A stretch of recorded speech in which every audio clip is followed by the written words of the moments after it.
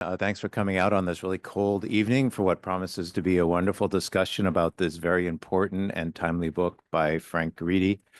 My name is Carl Jacoby. I am a professor of history and also a professor in Columbia University's Center for the Study of Ethnicity and Race. I apologize for all of you who are Pablo Picasso fans, who was going to be the moderator, but he is actually sick, which is probably not too surprising given the demands on a chair at Columbia right now. So at the last minute, I was honored to fill in for him. Just to give you a little idea about the format here, what I'm going to do is I'm going to introduce all the speakers in the order in which they're going to speak. They will then speak. It's basically what will happen is Professor Guridy will give a very short sort of overview of his book, and then we'll have three, leading scholars give sort of responses to the book, and then Frank will then have an opportunity to respond to their responses, and then we'll sort of open it up to question and answer from the audience. And so I'm going to introduce everyone now so that when people speak, it can just be seamless. So we'll start with the author of the book, Frank Guridy. He's a professor of history and the Dr. Kenneth and Caretha Ford Professor of African American and African Diasporic Studies. He's also the executive director of the Eric Holder Initiative for Civil and Political Rights at Columbia. He's an award-winning historian. His recent research is focused on sports history, urban history, and the history of American social movements. His other books include The Sports Revolution, How Texas Changed the Culture of American Athletics, and Forging Diaspora, Afro-Cubans and African Americans in a World of Empire in Jim Crow. His writing and commentary on sports, society, and politics have been published in Public Books, Columbia News, NBCNews.com, and The Washington Post. Our second speaker will be Aram Goodsouzian.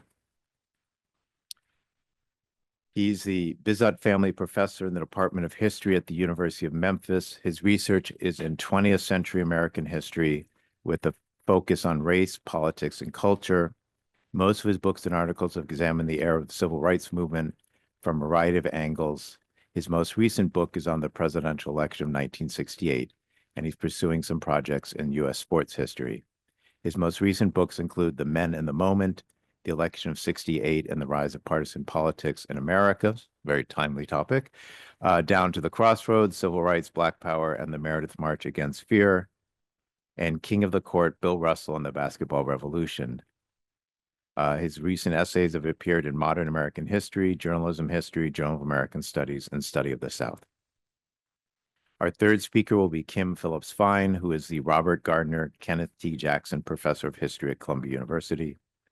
She's a historian of the 20th century American politics and political economy. Her interests include the history of political institution and ideas, as well as the history of labor and capitalism and the history of New York City. She got her BA from the University of Chicago and her PhD here at Columbia. She's the author of Invisible Hands, The Businessmen's Crusade Against the New Deal, and Fear City, New York's Fiscal Crisis and the Rise of Austerity Politics. Her articles have appeared in many scholarly and popular publications, including the Journal of American History, Labor, The Working Class History of the Americas, the New York Times, the New Republic, and The Nation. In fact, you may have seen the really excellent essay she wrote recently on David Montgomery in The Nation. And our last speaker will be Mabel O. Wilson, who is a Nancy and George Rupp Professor of Architecture, Planning, and Preservation, and a professor in African American and African Diasporic Studies. She is also currently the chair of AAADS right now. Professor Wilson is trained in architecture and American studies, two fields that inform her scholarship, curatorial projects, artworks, and design projects. Through her transdisciplinary practice, Professor Wilson makes visible and legible the ways that anti-Black racism shapes the built environment, along with the ways that Blackness creates spaces of imagination, refusal, and desire. Her research investigates space, politics, and cultural memory in Black America, race and modern architecture, new technologies and the social production of space, and visual culture in contemporary art, media, and film. So I think we should give everyone a warm round of applause. Welcome, everyone. And so I'm going to turn things over to you, Frank. Thank you so much. Hey, thank you. Thank you, Carl, for stepping in and pitching in. I'm sure you're going to do just fine, filling in Pablo. Thank my colleagues, Aram, Mabel, and Kim for devoting time from their busy schedules to this book and to our event tonight. I want to thank Catherine for putting this together. It's always hard to bring people into the same room at the same time. That's no mean feat. So thank you for that. I also want to thank Arts and Sciences for showcasing our work and giving us a chance to showcase our work on occasions like this. And I want to thank you all for coming during a very busy but also difficult time. You know, Carl said that this book was timely. I have to confess that it feels like a cultural artifact of yesteryear. Came out in August, and that feels like a long time ago. Not just because of what transpired since January 20th, but really what's transpired in the world since October of 2023. So it almost feels weird to talk about this as a new book, but I'm super delighted and blessed to be able to do that today. So what I want to do is just talk about what I tried to do with this book, and then I'm delighted to hear from my colleagues and for us to have a conversation with among us and with the audience.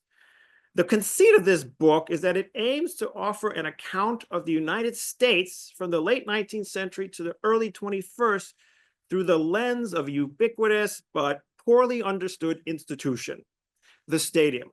And by what I mean by stadium, I mean the stadium as an institution, right? Whether it's, regardless of its form, whether it's a baseball ballpark or an arena or a football stadium, right? Or a circus tent. And I talk about the circus tents and their role in the advent of the stadium, the American stadium in the 19th century in the book. Inspired by the famous architect Louis Sullivan's aphorism, "Form ever follows the function," the book tries to show how the stadium's functions are as important as the forms that they've taken over the years. Rather than simply focus on stadiums as architects envision them, as many great design history books have done, and coffee table books as well, I want to highlight their larger social and political functions. That's what I try to do in this book. And if we examine those actual functions, if we look closely at the wide array of events that occur when people walk through the turnstiles or now show their tickets with their smartphones, the many events that occur in them, whether they're the spectacular, as we'll see this Sunday at the Super Bowl in New Orleans, Louisiana, at the Superdome Stadium, to the more mundane, right, as a place where people work, or at MetLife Stadium where people have bar mitzvahs. Actually, some of my students have told me over the years, a very New York Northeast story, I suspect. Then we see that these buildings are much more than places where sport and entertainment happens, right? They are by definition political institutions, not just because they have operated as spaces of statecraft, and indeed they are a place of protest and where rallies occur, but because their very existence is contingent on political dynamics, whether they're directly financed by the public or they're contingent on the ways in which municipalities and state governments provide infrastructure to build them, make them possible. And that regardless of their ownership, the stadium has functioned in this country's history as a public square, right? As an institution where people have fought about what it means to be an American from the late 19th century until the present. And yet design matters, right? As an enclosed space, as one built to stage the spectacular, its monumentality, and that's in fact what stadiums often operate as, either monuments to the American past or to a corporation, as they are more often than not these days. Stadiums turn space into place. And this is an important point that I learned from architectural historians and also geographers. And one book that really weighed heavily in my thinking, and people in my sport and society class have read this book, or at least portions of it, Chris Gaffney's overlooked book from 2008, Temples of the Earthbound Gods, which is a fascinating study of soccer stadiums in Rio de Janeiro and Buenos Aires. Right? So design and function, right? Two things that I'm talking about in this book.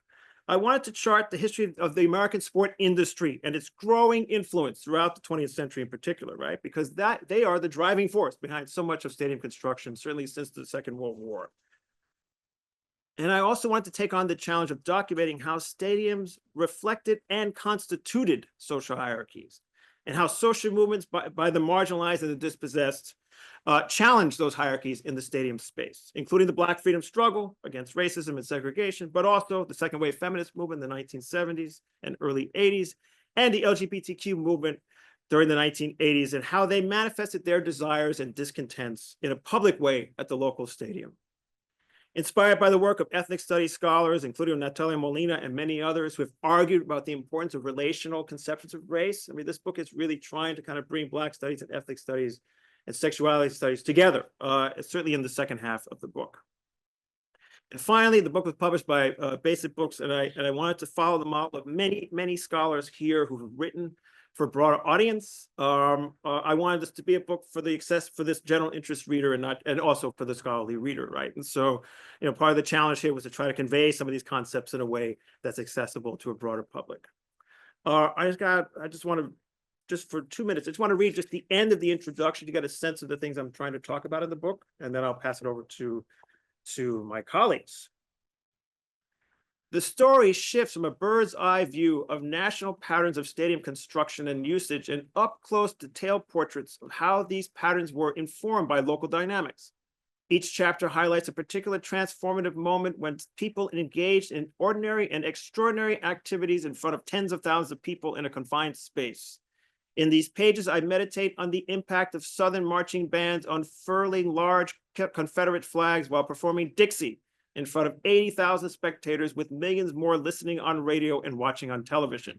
At the Sugar Bowl in New Orleans, in the immediate aftermath of the Brown versus Board of Education decision. I speculate on the harm done when fans of the Washington Redskins NFL franchise donned headdresses and war paint and sang "Hail to the Redskins" year after year in the federally controlled confines of Robert F. Kennedy Memorial Stadium in Washington, D.C. But I also highlight the powerful impact of 100,000 Black people chanting Jesse Jackson's "I Am Somebody" litany in the Los Angeles Memorial Coliseum in the summer of 1972. In these pages, we'll revisit the moments when Robin Herbin, Melissa Ludke, and dozens of other women's sports writers courageously broke through the barriers erected at press boxes and locker rooms in the face of male hostility.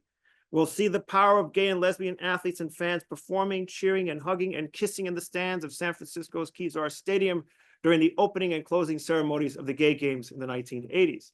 And we'll remember how, this is now a memory, we'll remember how contemporary Black athletes declared that they were unafraid of the entrenched rituals of militarized patriotism by standing up with their words and their bodies against systemic racism and police violence in stadiums named after corporations, whether the American sports fan liked it or not. These are the stories that show that what the American Stadium has been, an institution that has had far more impact than its commonly understood function as a sports facility and what it might be in the future. That was me in an optimistic moment about looking to the future. I'm not feeling very optimistic now, but that's where I was when I wrote the introduction. So that's where I'll stop, and I look forward to hearing from my colleagues. Good evening, everybody. Good evening.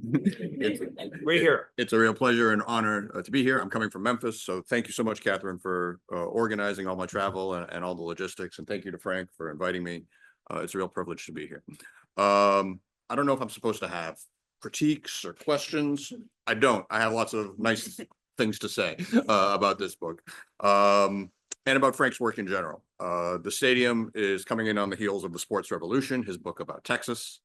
In the 1960s and 1970s. And together, I think these two books comprise some of the most significant work done in academic sports history in recent decades. And that might seem strange at first. Frank is someone who made his bones as a historian, as a scholar, writing a book about transnational Black political strategies in the age of Jim Crow. So this is quite a jump. But I think it's a little bit easier to explain the significance of these books with a little reflection upon the field itself. Sports history as an academic field is a relatively young field. I'd say it's existed for roughly 50 years. And over that time, it's grown as a discipline. It's gained some respect as a legitimate field of historical inquiry. One of the people that I once wrote about, the Boston Celtics center, Bill Russell, said sports is one of the big four, along with politics, along with art, along with religion. Throughout human history, it's been able to consistently draw big crowds, and that has to mean something. It has to be significant if that's the case. And yet I would think that particularly in recent decades, academic history, sports history has in many ways become narrower in focus in general. A lot of sports scholars now are not housed in history departments, but are in kinesiology departments or sports studies departments.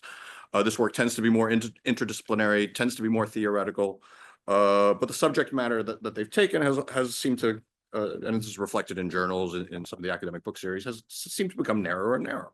It's hard to imagine someone coming out of a sports studies program writing one of the great classics in our field, such as Susan Kahn's Coming On Strong, which is a history of women in sport in the 20th century and through sport, and tells a broad story. Or Elliot Gorn's The Manly Art, which is about boxing in the 19th century, but is really about masculinity and class.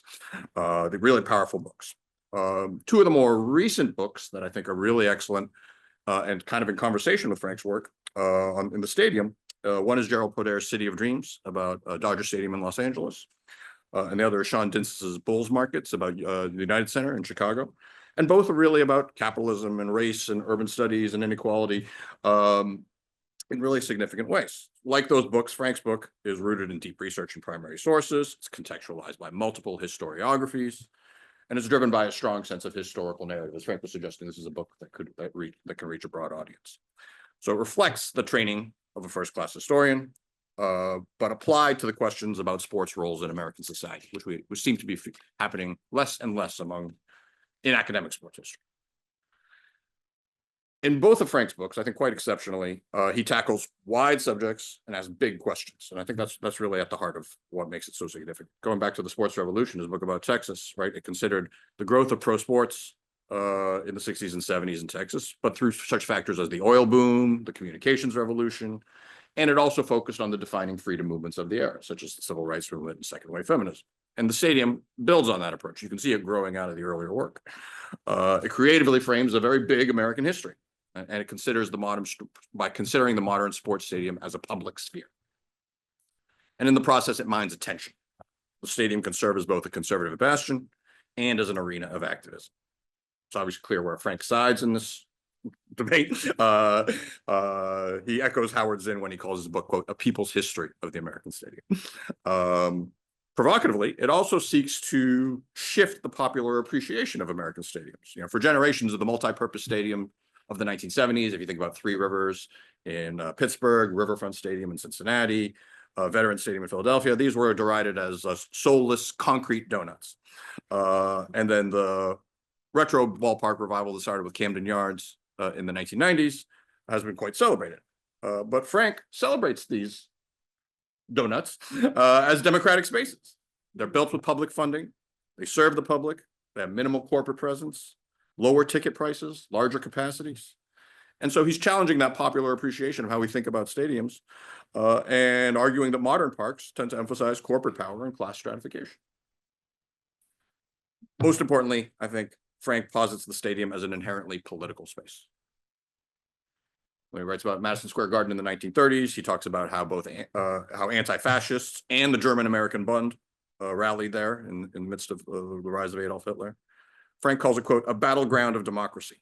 And you can say the same of any of the other stadiums that he profiles, from RFK Stadium in Washington, D.C. to LA Coliseum.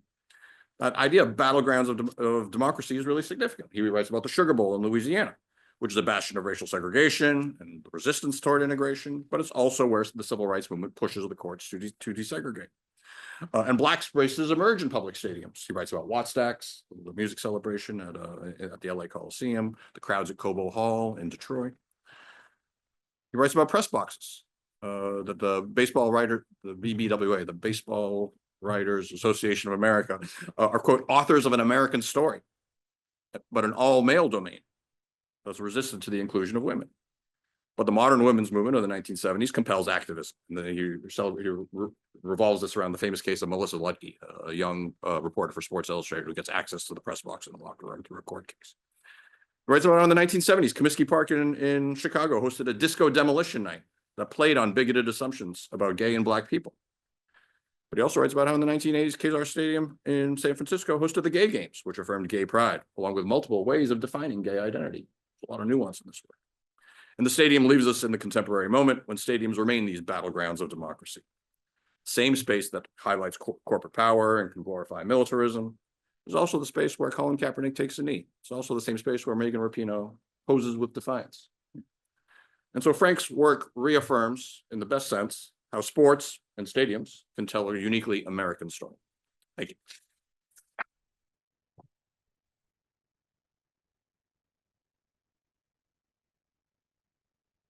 Well, it is a great pleasure to talk about this book. As it's a book that addresses it brings together many different themes in American history, and it addresses urban history, sports history, political history. It reminds me in some ways, for the historians here, of Elizabeth Cohen's Consumers Republic, in the way that it takes themes in Black history, women's history, and sort of incorporates them into a large narrative about the mainstream of American culture and politics. It raises key questions about public investment and resources, and as is often the case for writing about sports and popular culture, it implicitly raises questions about the political nature of these events. Do they turn people into passive spectators, part of a mass society, or do they at least create the basis for a more participatory democratic culture? Any stadium, just by dint of bringing together large numbers of people, dramatizes the sense of the many. And is there something in that inherently that can create a more dynamic and egalitarian political culture, or does it go the opposite? Does it turn people into kind of a faceless mass? And so I think that tension runs through the book. There's a double-sidedness to the stadium and to cities to some extent, and that they contain both potentials.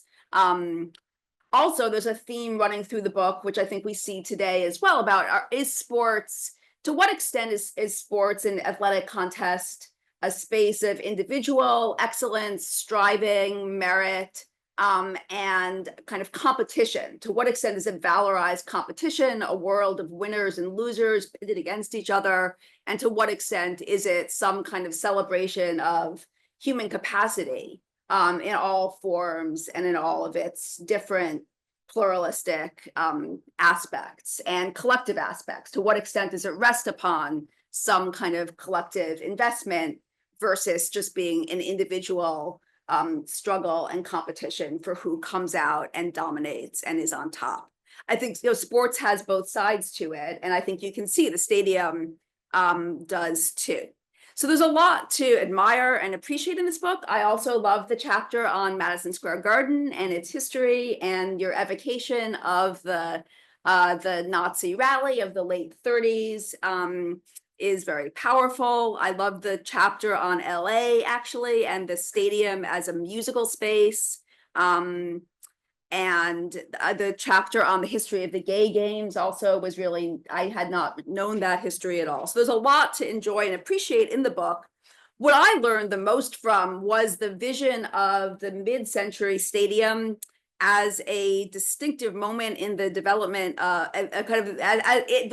a moment in urban history and the investment, the growth of these stadiums across the country.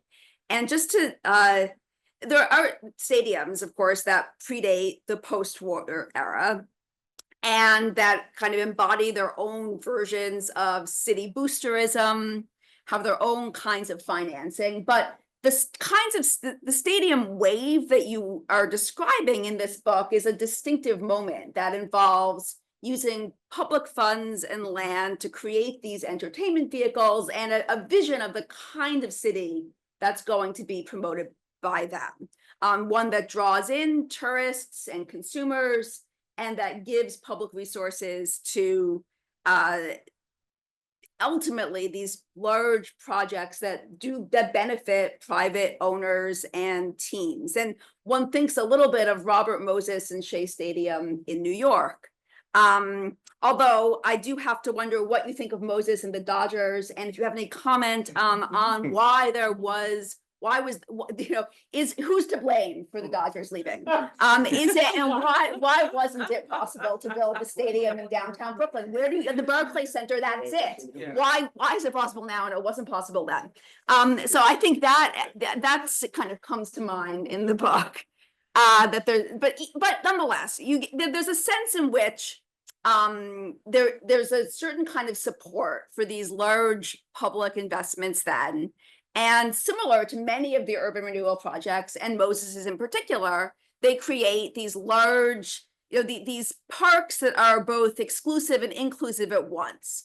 They displace people, they move people, they tear things down, but they also build, they have a certain, the things that they build, the pools, the parks, and the stadiums are available in a distinct way to, as I'm suggested, to middle-class people, at least working class people too, maybe. And you make the excellent point that these are very different from the current vogue represented by Barclay on the one hand, Citi Field on the other. Smaller institutions, more expensive tickets, more space devoted to corporate and luxury boxes, and kind of glamorizing and glorifying the corporate sponsors in a distinct way. They're the product of cities, and they're kind of sports for cities that are stratified in new ways relative to mid-century. And you suggest at the very end of the book that even these stadiums are or can be certain kinds of models for a democratic community, that they become places where people vote, which is very powerful, and they become spaces of communal gathering, hubs where people can meet for protest in different forms. And especially maybe at a moment where more and more of our lives are lived kind of separately or virtually or online, they are a physical space of gathering, even if the things they show are televised. But I was curious to ask you what you see as the stadium of the future. Are there other models for this kind of public investment? Could cities invest in other types of stadiums and athletic spaces? What would these help? Could they create a different kind of culture?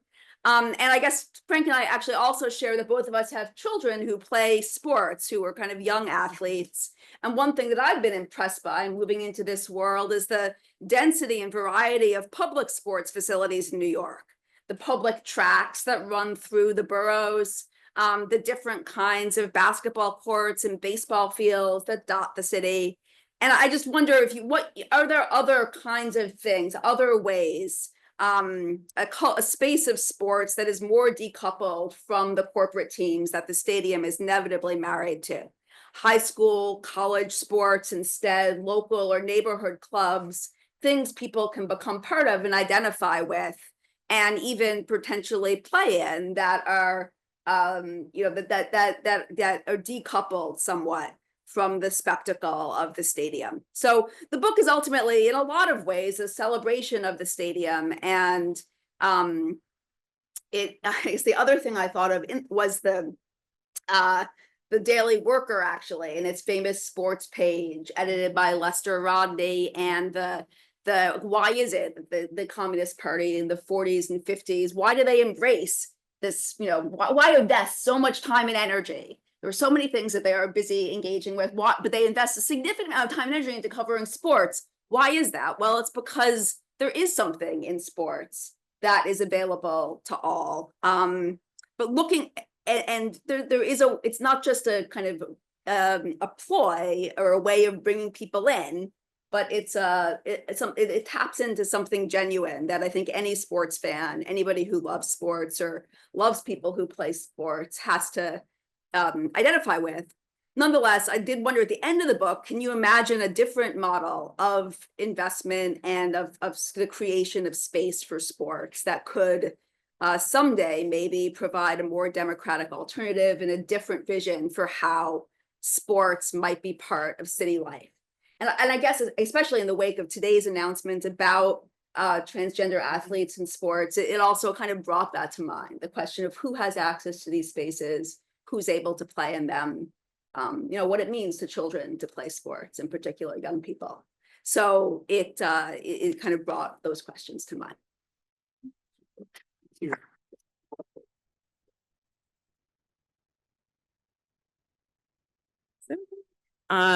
First, I just want to thank Frank, Catherine, the Heyman Center for the invitation to come and talk about the book. And I think, Frank, you're absolutely, I gave this book to my brother, actually, to read, because I think you do something very successful, which is to really make a book that's accessible, but also clearly conveys a kind of critical perspective, very complex critical perspective. So, but I want to begin with a confession. I'm not a sports fan. Which means y'all can notch out all you want over whose offense is going to trounce the other's defensive line in the Super Bowl on Sunday. And truthfully, I couldn't tell you the names of the teams other than some Taylor Swift boo seems to be a major player in the matchup. So when I was invited to respond to Frank's new book, The Stadium, I thought, well, what the hell? I'm sure there's something in it for us non-sports fans like me. And indeed, there is something. And in fact, a lot to pore over, to learn, to enjoy, to ponder. Now, one clue that alerted me to what was in store was the book's provocative subtitle, An American History of Politics, Play, and Protest. It makes plain that what we architects call the stadium typology, illustrated on the cover by the bird's eye view of a generic stadium, is such a fascinating. Is this computer? Is this AI? It's really trippy, very interesting. Yeah, I was wondering about that. Right. And so, yeah, it's this generic stadium. It can serve as a catalyst for a robust interrogation of political transformations that and contestations that resonate to today. Now, the book's cracked prose excavates how different builders and investors, politicians, and universities created these 10,000-seat monstrosities. The sheer scale of these spaces prompted an array of organizers, activists, team owners, workers, entrepreneurs, and attendees to fill it with quote, society's aspirations and conflicts, as Frank notes in the book's introduction. And to accomplish this, the book takes a meticulous deep dive into the dynamic social, political, spatial, urban histories, as we've heard, of New York, Los Angeles, New Orleans, Washington, D.C., San Francisco, and elsewhere.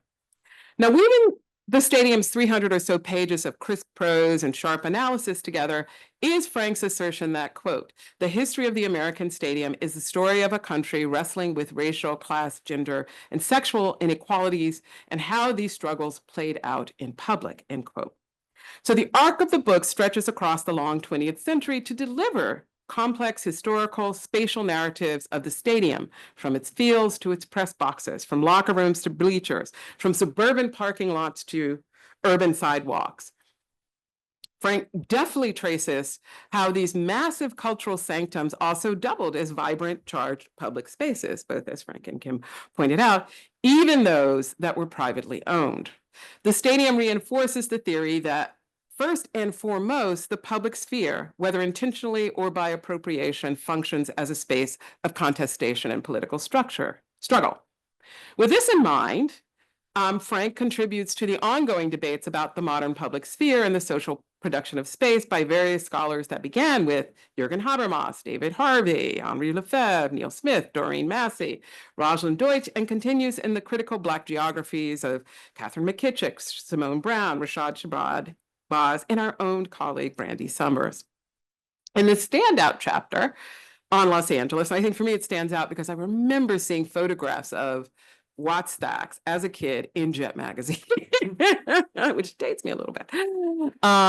Frank gives his reader a front row seat to the preparations and performances at the iconic Watt Stacks concert in 1972.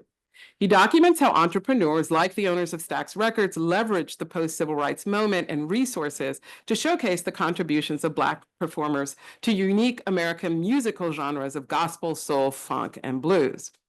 The audience who arrived at the Ellis Coliseum, decked out in their finest, were matched by the parade of fits of those performers like the Barkays and Rufus Thomas. I remember the Pink Hops grooving on stage. Nonetheless, as Frank reminds us, all in attendance appeared unabashedly Black and proud. Now, the book brilliantly identifies the concert's multivalent social projects. And Frank writes, quote, Watt Stacks was a memorial, a concert, and a political rally all at the same time, end quote. And in many ways, this was perhaps the cultural apotheosis of the Black freedom movement. Now, if you watch the excellent documentary by David Wolper, a wonderful trove of archival footage whose origins are well documented in the chapter, what is striking is how fresh, energetic, and optimistic the crowd appeared as they performed, being both Black and America within the vast spectacle unfolding in the Coliseum. Some in the audience remained wedded to the revolutionary ethos of the Black Panthers, and others gravitated to the radical cultural ethos that rose from the detritus of the Watts Rebellion.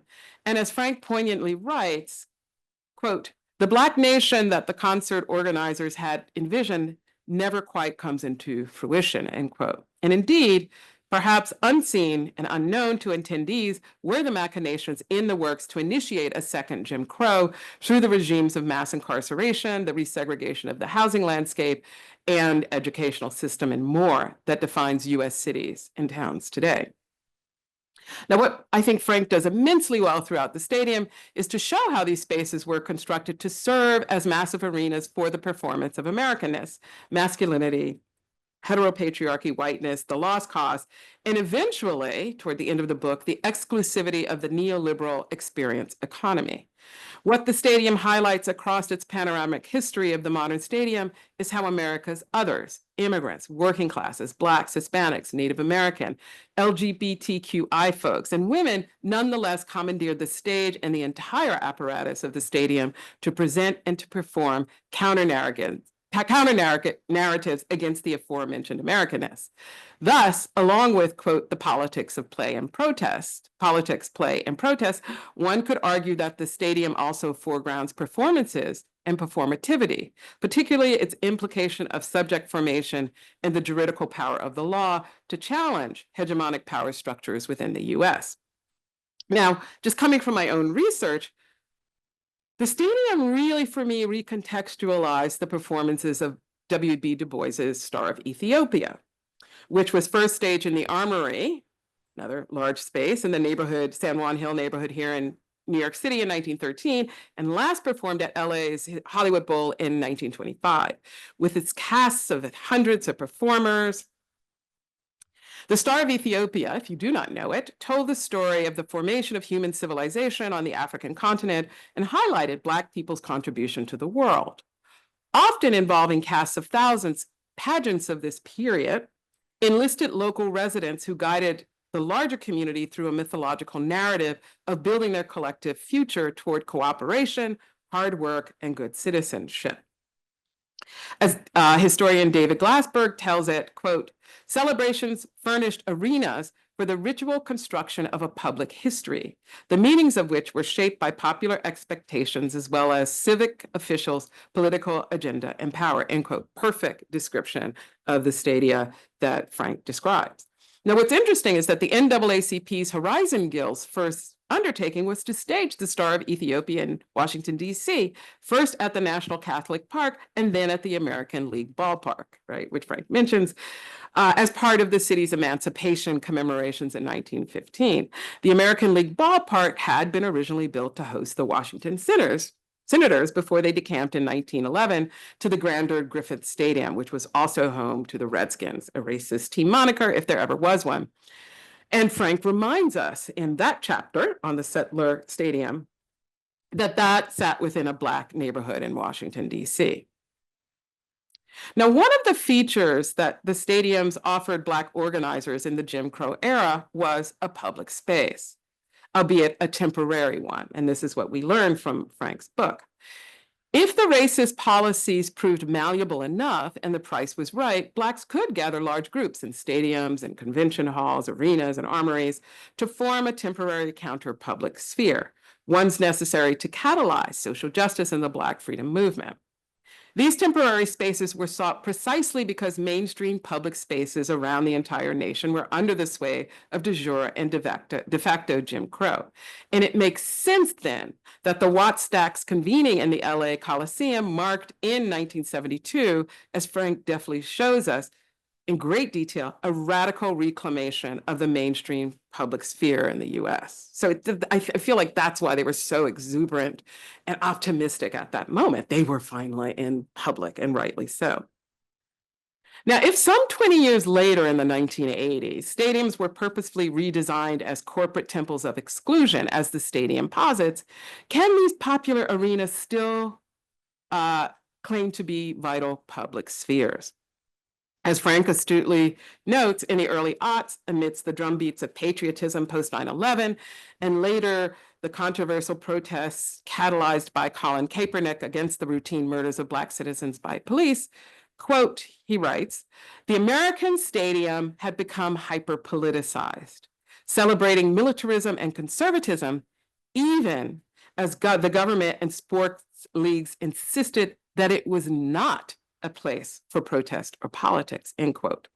I want to conclude by posing this question that, quote, if the long history of American stadium suggests that it plays a role as a public institution, irrespective of the nature of its ownership, as Frank argues cogently in the closing paragraph, what forms of protest, what actions of civil obedience should take place in the Caesars Superdome during Sunday's much-hyped matchup, which, from what I understand, will be presided over by an autocrat and convicted felon whose oligarch bros are staging an unconstitutional coup against our core public institutions and our shared public sphere. We'll turn that over to Frank. Well, it was a wonderful set of comments, and it's given Frank a lot to think about, I'm sure. So I'm really interested to hear your response. Do you need a second to gather your thoughts? No, or no, you- no, I'm Okay. good. I'm good. Thank you again for those generative remarks. So much to talk about, but we'll talk, beyond my little response here. I guess I'll just say three things. One about sports history, and then I see some interesting parallels between what Kim and Mabel were raising in their discussion. So, as Aram said, as those of you who follow my career, I came to sports studies, after I did a whole bunch of other different things. But I think, I came at a time, as you were suggesting, when, like academic sports studies is really thriving. Academia feels like it's collapsing, but here we are, a field growing in a dynamic, interesting way. And I've said this before, and I'll say it again.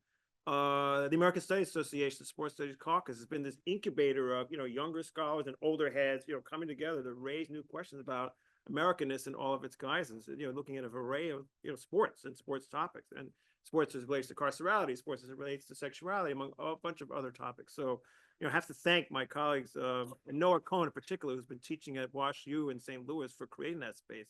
And really lesson in the scholars can create spaces if it doesn't exist. And they did exist before, but I think it's been an incubator of a lot of exciting work over the last 10, 15 years. And so certainly I think that the academic sports studies, but I also think the influence of sports writers, really were uppermost in my mind when I wrote these last two books, because I felt like one of the things that they do well is they bring you, onto the pitch, onto the court, in the stands. And I really wanted both of these books to bring you there, right? It's partly because I'm trained by a social historian, but also because I think you can't understand the dynamics and the power of the spectacularity of sport performance if you don't bring the reader, the skeptic, who I'm really after, into the stands and onto the pitch, right? And one of the things that's enabled me to do that is by the wide array of materials that are available online. I can't emphasize enough the ways in which, you spent time today consulting the New York Post archives,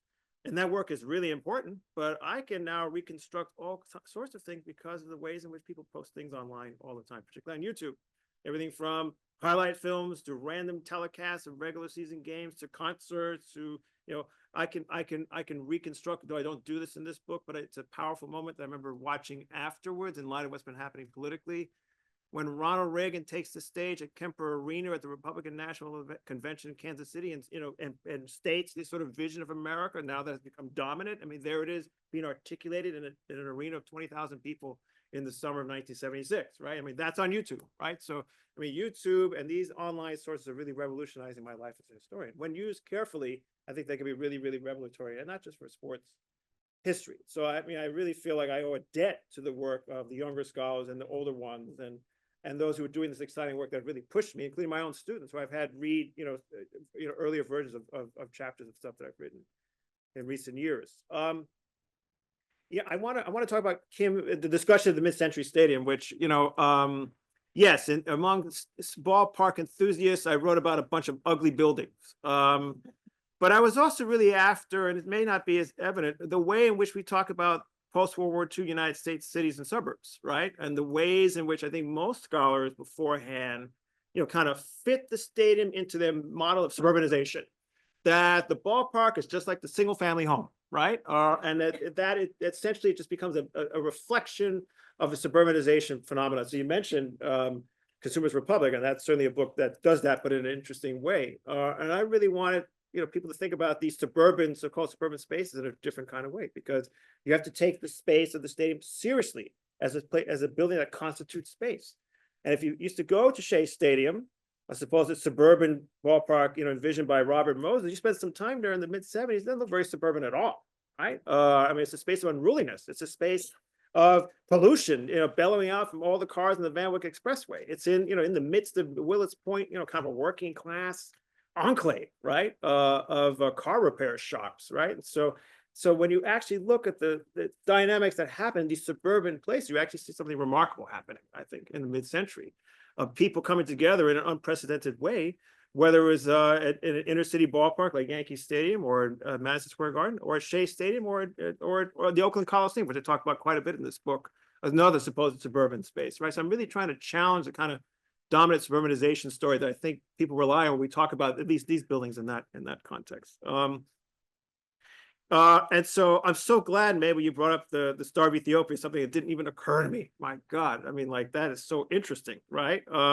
But again, I think it does show the ways in which, whether it's the convention hall of the early 20th century or the Hollywood Bowl, which I don't talk about, there's a lot of places I don't talk about in this book, become these spaces of Black, potential, temporary moments of political affirmation. The East-West All-Star game that occurred in Comiskey Park on the south side of Chicago was that for African Americans for years, from the 1930s until the early 1960s. It's a place where all of Black America descended, right? And that's not a ballpark that Black folks controlled, but it became a place where Black community could express their articulations and their desires and their aspirations, even if it was just to see a Negro League baseball game.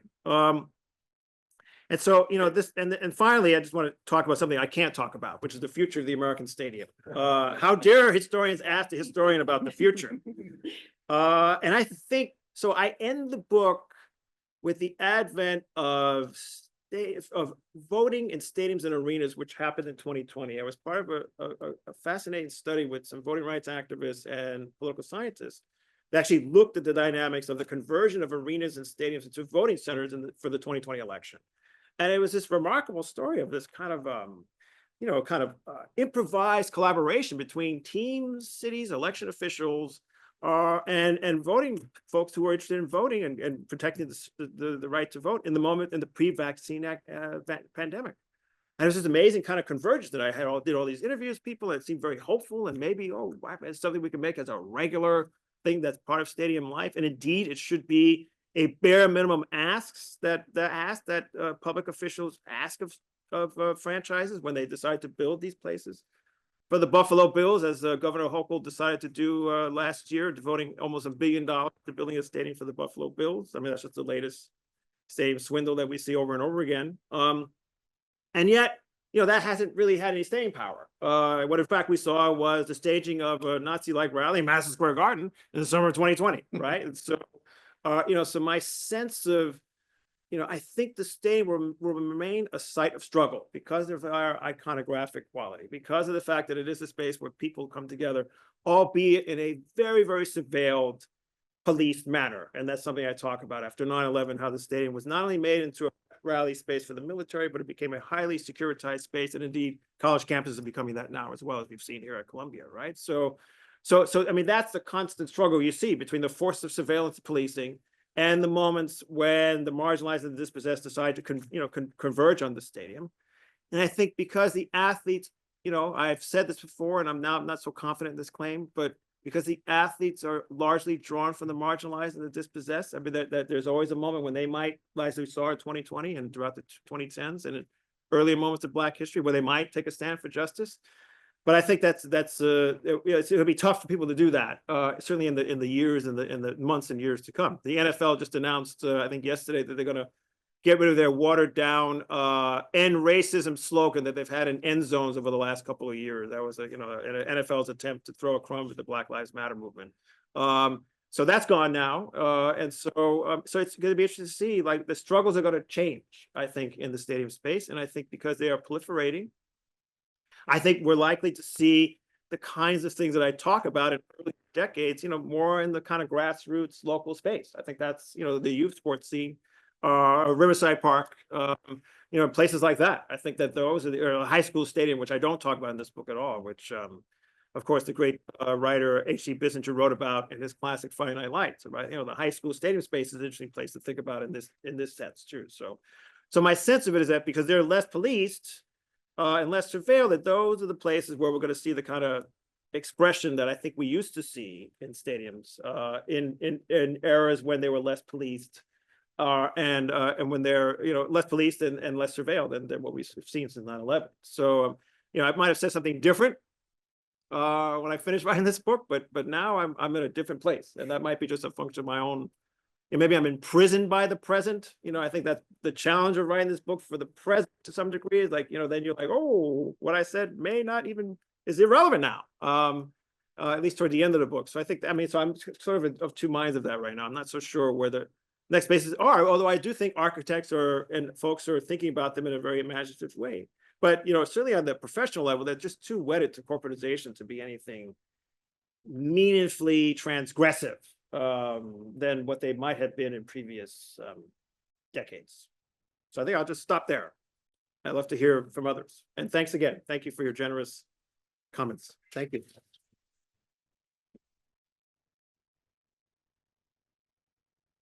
So I do want to open this up to the audience. I guess I wondered whether any of the panelists had any last comments that they wanted to make or not. No? Okay, well, let's open things up to the audience then. If you could identify yourself too, that would be wonderful. Do you want to call on people? Shall I call on people? What would you prefer? I'm happy to. Okay, I'm Leo. I'll call on people. okay. You got one over here. Yes. My son and I have gotten back. Oh yeah, sorry. Hi, my name's Lynette Witter. I went to school with Mabel, but I teach here in sustainability management, and my son is an aspiring sports writer. And he talks a lot about the difference across different professional sports leagues and types, the difference between the NBA, where Golden State can refuse to go to the White House, versus NASCAR, which is right in the other direction. But these sports are also aligned to different kinds of spaces. I mean, I've been to Yankee Stadium for a soccer game where they call it for rain so they can cover up the infield, right? To what extent are those distinctions amongst the leagues and amongst the spaces and amongst the publics that they bring together a kind of, are they irrelevant or are they part of this story? They're very much part of the story. I mean, part of the reason why I insisted on writing about different kinds of stadium is to try to get at that dynamic, right? I mean, I think most stadium scholarship, correct me if I'm wrong, Aram, was, fixated on the baseball ballpark. I mean, you would think that that's the only kind of building that exists, in terms of facility, right? I mean, it's astonishing, right? I mean, yet another book about Yankee Stadium or Wrigley Field or Fenway Park. I mean, especially the way in which baseball and nostalgia comes together at the ballpark. We see this clearly with Paul Goldberger's book, 2019 book, The Ballpark, right? Ballpark book, where you see that very clearly. So yes, crowds are different. The scenes are different, and that matters. Absolutely. Whether that's the present, whether, even if the Barclays Center is an emblem of gentrification and displacement. If you go to a New York Liberty game, you're going to see a different scene there than you will see at a Nets game or other kind of event where you're going to see, at the Liberty. I mean, it's getting more popular now as women's sports is growing, in terms of its influence commercially and in terms of audience. But WNBA crowds have historically been queer and much more diverse than you would see in an NBA crowd, certainly, right? So I think that matters a lot, right? So I try to get at that, again, not just looking at different sporting events, but looking at different events like protests and rallies and things like that, right? And conventions, right? I mean, political conventions is another long story with relation with the American Stadium too, right? So I think that definitely matters, and that's one of the things I try to convey in the book. And I think the book the chapter that gets furthest away from the professional sports space is the gay games chapter, right? Which I literally talk about how that community in San Francisco in the 80s, comes out at the ballpark, right? In all of its glory and all of its diversity, right? So yes, that's a big part of the story. It's something I try to convey here. And I think that that's why it matters to look at who walks through those doors, because I mean, you will see a different dynamic, at least historically speaking. Yeah. And I think you still do. Yeah. Thank you.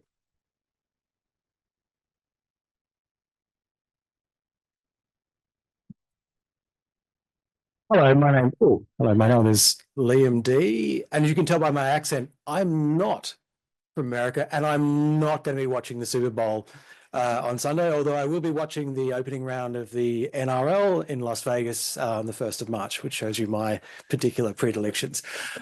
I'm aware of the incredible scandal that usually football owners, but also baseball, where they can basically say, if you don't fund a stadium, we'll just take the team.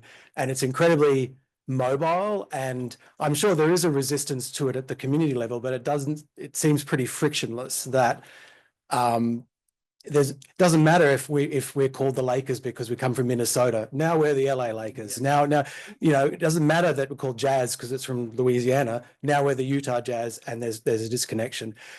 So roundabout, my point was in Australia at the moment, there's a real pushback against the notion of building new stadiums as a form of boosterism, as a form of gentrification. It used to be a fringe idea that people would talk about how homeless people were removed, that poor communities were gentrified, that it was a huge white elephant that cost a lot of money and only brought in temporary jobs, which were not fully sustainable. Now we're getting ready in Brisbane for the Olympics at some stage, and this is happening in America sooner. And there's a big fight about no new stadium. Like we have to be more austere and efficient. Is there a similar movement happening here? It doesn't seem like with $1 billion going to Buffalo. There has always been pushback to stadium projects. Many of them don't succeed, actually. In fact, I just got an email from the people of Philadelphia who are organizing against the building of a new arena for the Philadelphia 76ers NBA franchise in the historic Chinatown district, something that people thought was a done deal, and community pushed back. I mean, I even talked to local officials about the unwiseness of building a stadium, certainly in that neighborhood, and they succeeded. Although the Sixers are getting a new arena in the current area where the old arena is, right? So they're going to get the new ballpark, or the new facility, but not in that district. And I think it is a lesson again of the success of pushback. The reason why the Olympics went to Paris in part because when Boston was, going for the bid in 2014, local people pushed back and defeated that bid, right? When that was seen as a done deal for in terms of getting the American bid in the IOC bidding process, right? So you do have that dynamic, you do. And so, but it is true also that because, and I said this is why I talk about charting the history of the American sport industry and its growing political influence.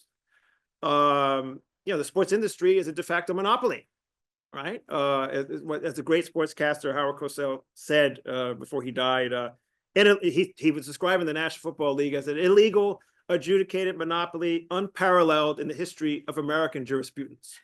And that pretty much describes many of the major sports leagues, whether they are de facto exempt from the Sherman Antitrust Act as Major League Baseball is, or the NFL and the NBA, or because of their political power. So, I mean, and that's part of the history of this book. It's really to talk about the growth of that industry and this notion that, that America as a sports crazed nation it's inherent in the water or of the landscape. It's really a product of the growing power of this corporatized industry, as we've seen certainly in the second half of the 20th century, right? So they're able to command these facilities in ways that they could not before. So I think, I mean, in some ways you are seeing the sports industry on a global scale, be more austere. The stage of the Paris Olympics, precisely, it was successful in part because they didn't build new facilities, or what they built was temporary. And I think that is a manifestation of the success of pushback. So I think this Philadelphia case reminds us again that pushback does have an influence. It can happen, and it's happened here in New York. I mean, there was attempts to build a stadium on the West Side here many times, and it didn't succeed, right? So, but then now we have a new facility being built in Willets Point for the soccer franchise, right? So it's always a mixed bag. But I think that, so I don't know if there's a movement for sure, but it usually pops up on a more localized level around certain particular struggles, and it depends on the political context, right? And do certain citizens have the political power to push back? You would think in New York that we did, but certainly not at the state level, because that deal sail through the state legislature very quickly, easily.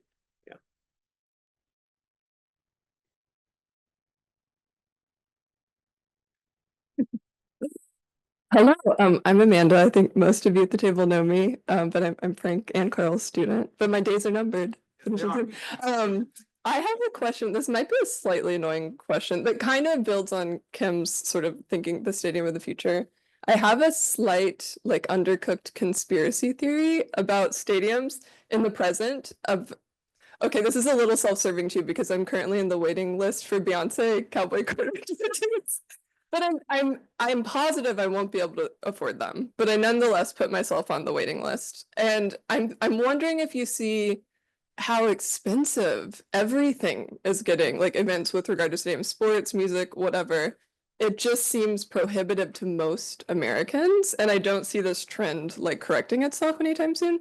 And so I'm wondering if you see this as a potential like inflection point of political contestation. And also your last comment was making me think of, I know for the LA Olympics right now, there's this big debate, even though they're saying it's going to be like a no build Olympics, but people just seem to be feeling alienated from these spaces. And I wonder, my conspiracy theory is that like, are stadiums wanting it to be so expensive because they don't want them to be sites of protest, and they see it as this like slight vetting possibility, if that makes sense? Yes. I just wonder if you have any thoughts on any of these broad ideas. I have many thoughts. Yeah. I don't want to call it conspiracy, but there's certainly an attempt to create a very very elite demographic in ways we haven't seen, even in the Gilded Age. I mean, this is a whole new thing here now, right? I think maybe I'm wrong, or but if you go back to the ancient world, maybe not. I mean, who knows, right? So, so yes, I mean, I wonder about. I think because they're going to continue to be built, because we're entering in an even more intense conflict in this country now, that they're inevitably going to be one of those places where people fight over, right? That people are going to gather at the Barclays Center Plaza, like they did in 2020. They were doing it when it was built after, other much opposition in Brooklyn. They were doing it then. Like, so I feel like that's going to keep happening, right? Whether or not they're going to have the powerful cultural political influence in the future, I don't know. I really don't know, precisely because of what you're talking about, right? I mean, they will, because they're going to be sites of the spectacular, because they'll be televised. And yes, but I think as they become, I think because of the exclusivity of the demographic, that it's going to be tougher for that to have that function. And I suspect that other spaces that I can't foresee are going to emerge as iconic spaces where people will gather, in person or virtually. I worry. I'm not really concerned about the fate of the American Stadium. I don't really care. To tell you the truth, there are more important things to be worried about. But I do think they'll continue to be sites of struggle. That I know that for sure, right? And it'll because as much as they try to police and surveil and repress, I mean, there's just, when you put that many people in a building, even if they're enjoying their fancy cocktails, somebody's going to act out and do something unruly. Somebody's going to unveil a Trump flag. Somebody's going to, do a climate protest, which we've seen quite a bit in recent years, right? So even in those exclusive spaces, people find a way to get in. So I think that will continue. Yeah.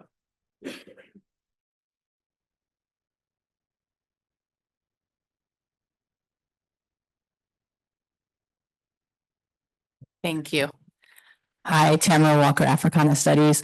I was struck as you were talking about the stadium as this place that is constantly filled and refilled with people from different demographics, that on the other side are the people who are, at least to my mind, constants, the employees. And I wonder if you talk about the stadium as a workplace and how it's changed as a workplace over the years. And this kind of builds off of what you were just saying about the kinds of conflicts and struggles that take shape in stadiums, if some of the concession staff and janitorial staff and ticket takers and various employees in these stadiums are actors in the story.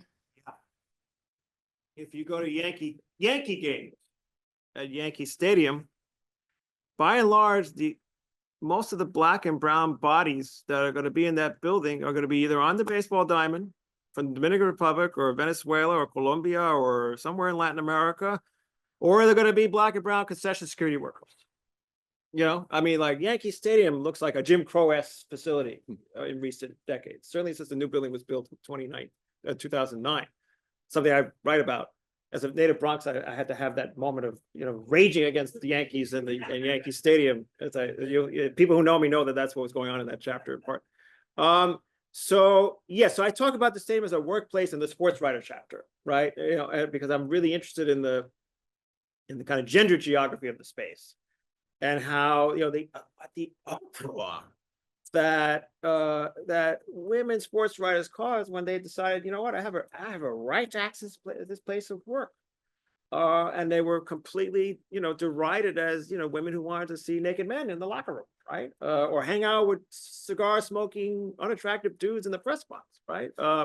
So that's the most explicit labor moment in the book, because I just find that story fascinating, and especially in a moment when the Black freedom movement has successfully desegregated the athletic labor force. And so here are these mostly white women who are walking in the locker rooms with Black naked men, and the enormous anxiety that causes among the Sports Writer Guild and many Americans at the time, right? So that was a labor struggle, right? And it was civil rights law, as Aaron mentioned earlier, the very famous Melissa Ludke case that allowed them, which was presided over by Judge Constance Baker Motley, the very famous civil rights activist who was the judge at the time who ruled on that case. So there we're seeing it as a labor space, right? And then in the last chapters, when I talk about this kind of racialized political economy of the stadium today, where security guards, security companies, something I want to study in another context, maybe universities, security guards are overwhelmingly Black and brown in these places, right? And they're not there to keep anybody safe. If you actually watch what they do, they're there to segregate the crowd. They're there to make sure that the VIP people walk over here, and then the lowly dregs who paid their $100 tickets to sit in the upper deck go over there. That's what they do. They're not protecting anybody, right? So, and in fact, some of these companies actually explicitly, it's clear in their hiring practices that they're targeting, people from low-income immigrant communities to work as concessionaires and security guards. So that's something that I just touch on at the end, and it's something I'm thinking about given what we're seeing on this campus here, right? So I think that the stadium again is a place of work. It absolutely is for the athletes and for the people who go there and work, events for event planning and staging and controlling crowds. I mean, that's and it's reliant on the casualized labor force, right? Including the people who park the cars, right? That's the same thing that we see certainly in these inner city stadiums like Yankee Stadium, where again, you see the majority of people in those facilities, Black and brown people, right? So yeah, I mean, I think that's a big part of the contemporary political economy of the stadium today, for sure. Yeah, thank you.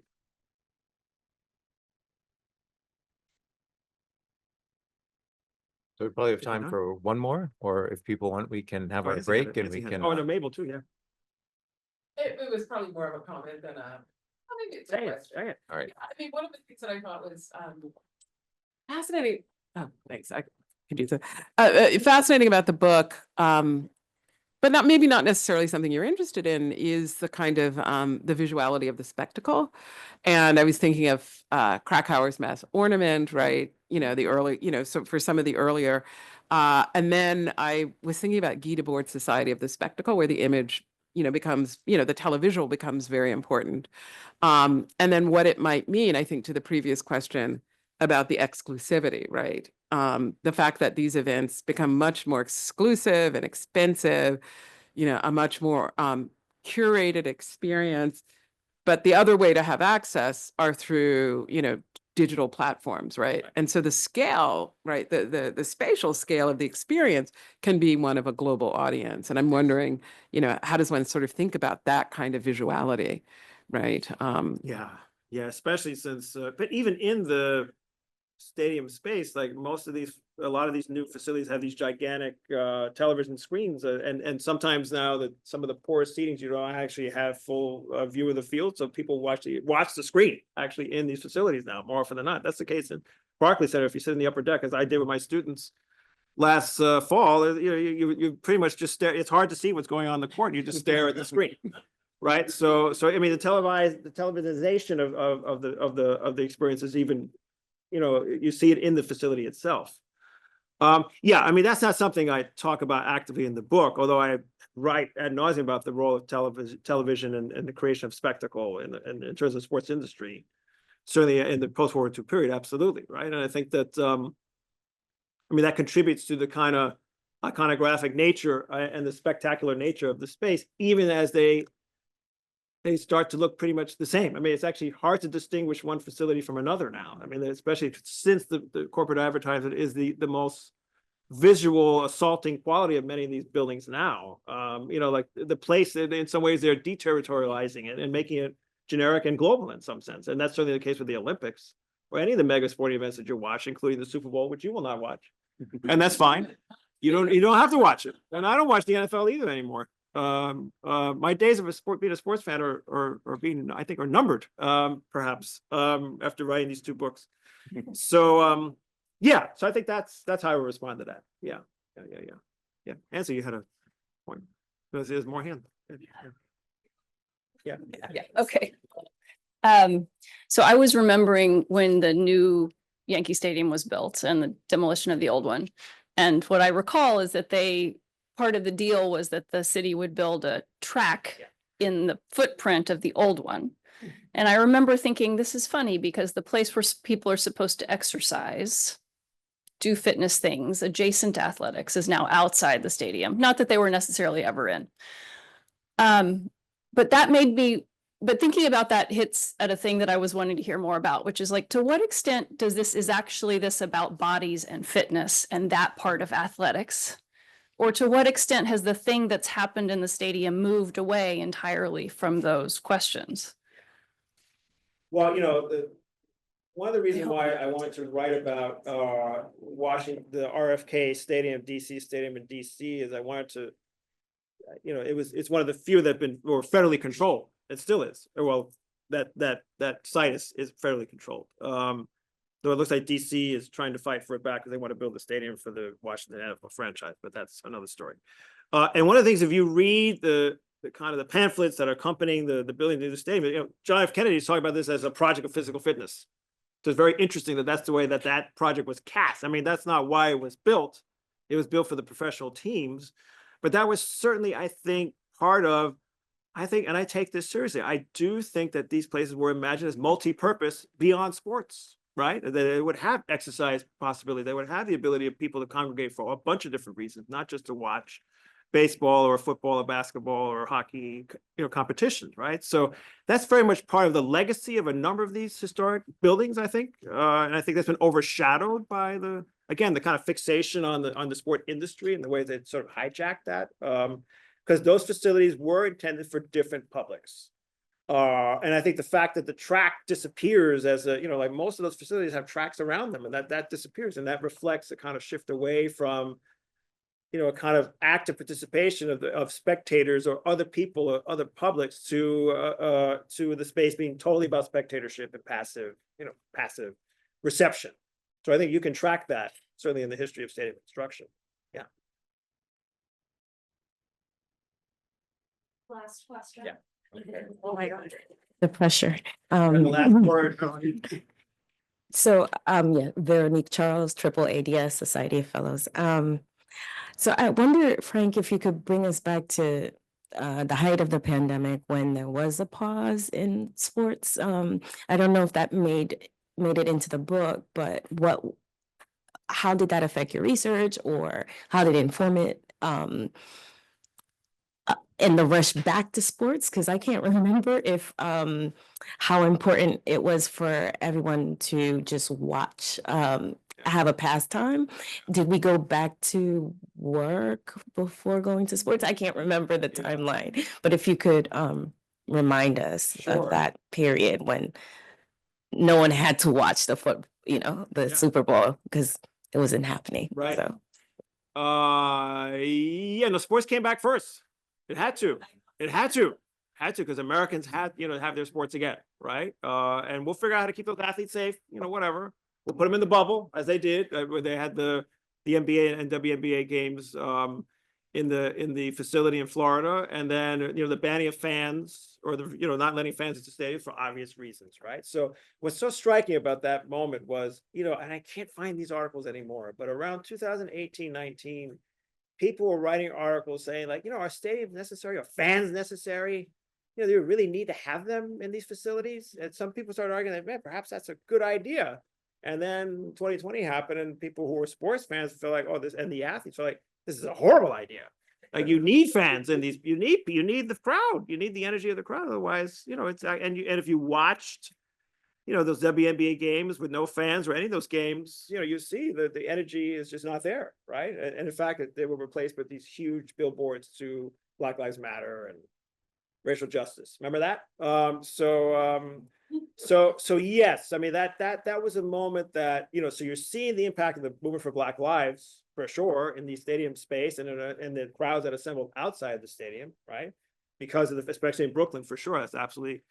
But during the Floyd protest, the Barclays Center was an epicenter of activism for many, many months. It really was, right? And free jazz concerts and all sorts of things. Really interesting things were happening there at that time. But then you're seeing the sports industry respond to that movement and then corporatizing it and commodifying it very quickly, right? And that's certainly what we've seen until now, when now they're not going to do that anymore because we have a new regime in Washington, D.C. So I think for me, it really put uppermost in my mind something I was thinking about was the impact of social movements. And what we saw in 2020 is what we've seen over and over and over and over again, where there was a Southern Christian Leadership Conference having rallies at Soldier Field in 1964, or, you know, communist rallies, you know, in Madison Square Garden in 1930s. I mean, this is a place of protests and rallies, always has been, right? And that was one of the points I wanted to make, particularly in the moment when people were arguing in the sports industry and politicians that this is not a political space at all, right? So I think that seeing that happen in real time in 2020, those forces coming together and having an apparent impact on that election and on the movement for Black Lives, it certainly weighed heavily into my thinking about how I was going to write this book. Absolutely. Maybe too much, perhaps. Maybe I was too presentist. You know, or maybe not, I don't know, but it definitely had an impact. It absolutely did. It did. I mean, I was thinking about those questions before as a Black freedom movement historian, but certainly that moment was a moment where like, wow, look at what's happening in real time. And it did open up the imagination to write about stadiums in this particular way. Absolutely. Yeah, that's a great question. Yeah. I think it shows how all works of history are themselves sort of historical documents of the times in which they're created. Well, thanks. This was a really wonderful conversation. I wanted just to close with a few thank yous. Thank you to the Heyman Center for organizing this conversation. I wanted to thank Frank and the panelists for such a thought-provoking and stimulating discussion. And I wanted to thank all of you for being here and sharing this time with us and asking all these wonderful questions. So I just wanted to give everyone a sort of round of applause. Thank you.